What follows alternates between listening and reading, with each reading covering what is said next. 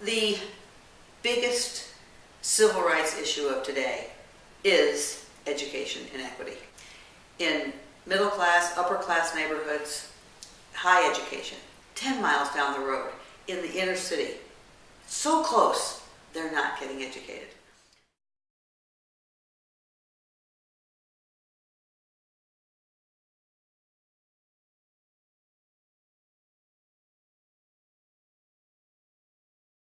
I wasn't really completely aware of like the big difference between education and inequality.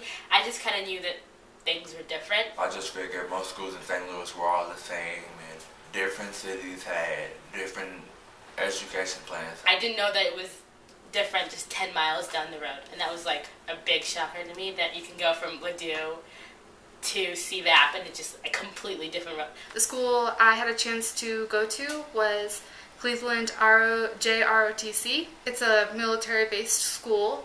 So I went to Central Visual and Performing Arts High School, CVAP. There were like security boxes that we had to go through, and at Ladue you just kind of walk in and you just go to class. They searched your backpack, you had to go through a detector to make sure that you didn't have any weapons, which was really shocking. For one, the condition of the building.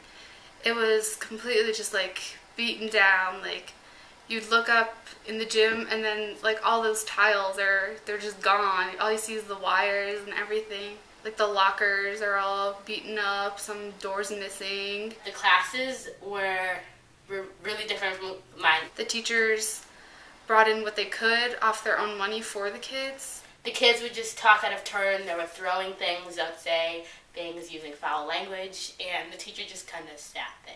It was really loud and obnoxious, and it was kind of hard to pay attention. I saw kids that they were trying to learn, but they couldn't really get anything out of it because other students were distracting them. I went to Roosevelt for my freshman year and Bayshon for my sophomore year. So at Clayton, I noticed that kids had a lot of freedom. The kids could bring their laptops to school, they can have their phone now, they had an off-campus lunch, and I actually found out the section that they were building in the school was like a new science department. I wonder why we didn't have things like this, and I was just like, maybe this is one of the reasons why kids don't feel motivated enough, because they see schools like Clayton and all the freedom that they have, and we have so much less at Bayshon. We have to get all the cultural leadership kids to spend a day in a low-performing school. And I want everyone to know what's going on 5 miles down the road. We can't fix anything. We can't work together unless we know what's going on 5 miles down the road.